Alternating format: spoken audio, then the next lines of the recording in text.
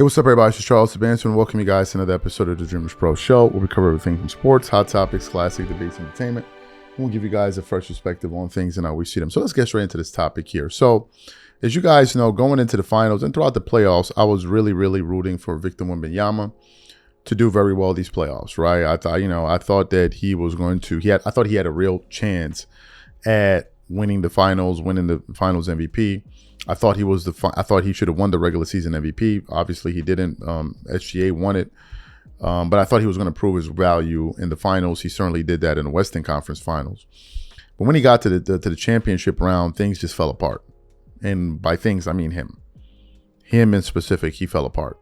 Throughout that series, Victor Wembanyama was being exposed, especially from an offensive standpoint, conditioning standpoint, strength standpoint, and clutch standpoint, and of course intestinal fortitude, because he would talk the talk but not walk the walk. He would talk big crap in post-game interviews, but then when it gets to the game, you're missing pivotal free throws at the end of games, right? But then you go into the post-comp, you're being rude to reporters, talking about, oh, everybody knows what we're going to do. Just this unwarranted arrogance, and he turned off a lot of people, and I called him out for it, which I think is the right thing to do, right? When people do well, praise them, but when they screw up, criticize them. Just do it. Like I don't see anything wrong with that. And he took a lot of fire.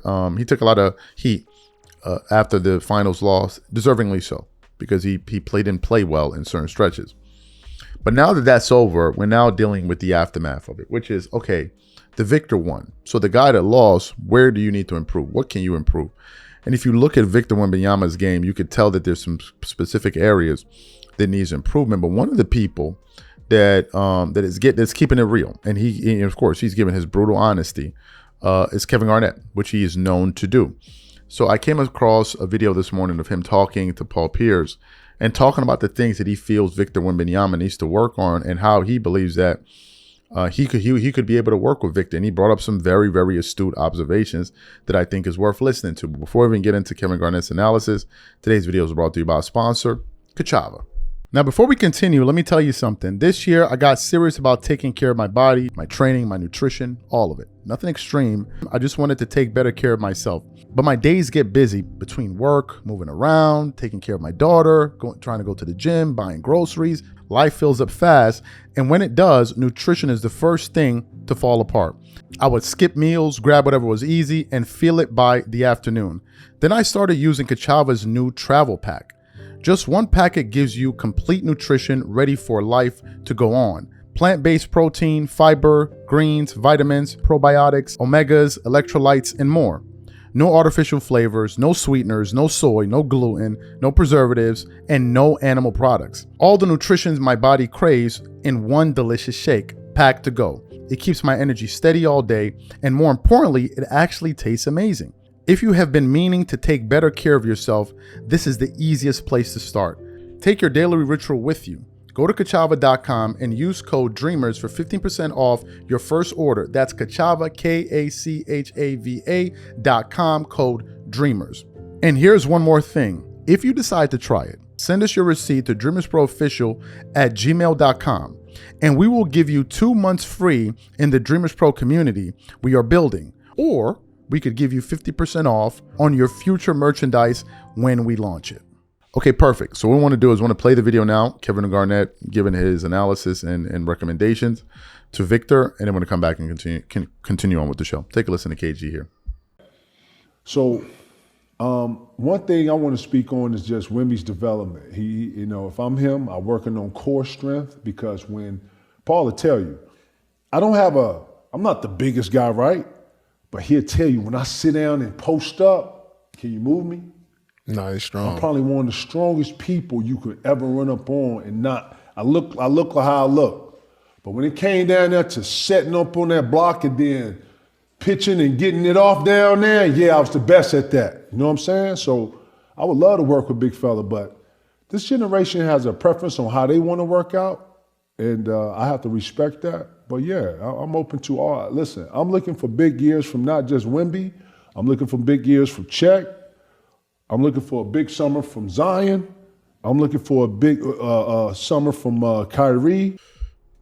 Perfect. So you heard what KG had to say. What are my thoughts about this? I thought he said what we pretty much all could see. Victor needs to work on his conditioning. He needs to get stronger. There's no question about it. Especially when you're talking about his lowering his center of gravity. I mean, his center of gravity is so high that if you ever notice Victor trying to post up, by the time he actually makes the catch, he's pretty much damn near back at the three-point line. That's number one. Number two, when he faces up, he doesn't really seem sure of what he wants to do, especially when he lifts up his pivot. He'll drive to the basket and he won't know what exactly he's doing, especially when they cut off his first move. He doesn't have any counters. And he ends up passing out of a double team and making a very awkward pass. He doesn't have fantastic footwork. What usually facilitates his scoring at the paint, even when he has bad positioning, is his length. He's able to get the shot closer to the basket just by his reach and his wingspan, which is his God-given ability. But it's clear to see that Victor needs to polish his game. Now, if you look at Kevin Garnett, and we all remember watching KG, Kevin Garnett was that dude. Like, he was that dude winning MVP. He was that guy. Not only was he a ferocious defender, he could really defend and move his feet. And at certain points, he can keep up with certain guards. But he was an extremely polished offensive player. His jump shot was pretty much automatic on those pick and pops. Pretty much automatic. And Kevin Garnett is a 7-footer. Obviously, Victor Wembanyama is taller than he is, but Kevin Garnett was extremely skilled. Having an offensive repertoire was never the question about Kevin Garnett, and he knew exactly how to take advantage of certain matchups. And that's where Victor needs to grow. His game needs to grow beyond what we saw now. Now, to be 100% fair, no NBA players entering their prime in year 3, right? Everyone needs to develop. Michael Jordan needed to develop his game when he came into the NBA.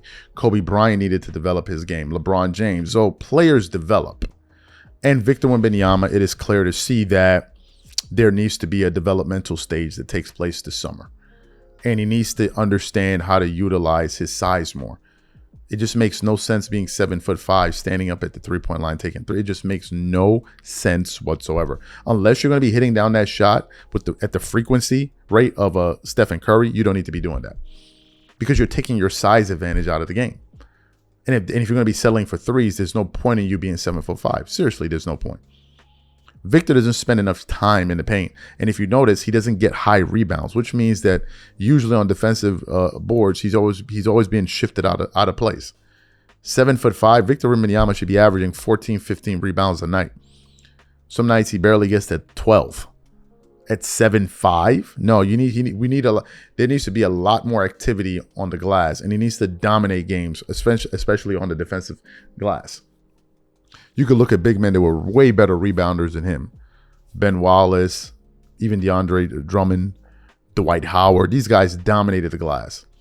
And Victor needs to be able to do so. But in fairness, he needs to put on more size. If you look at Dwight Howard when he first got into the NBA to when he was the Orlando Magic Dwight Howard, it was two totally different players. So there's definitely a lot of room for development. I think Kevin Garnett is saying something that we can all get behind and agree with. So I'm with KG on this one. You guys let me know what you think about what Kevin Garnett had to say. And we catch you guys on the next show. Peace.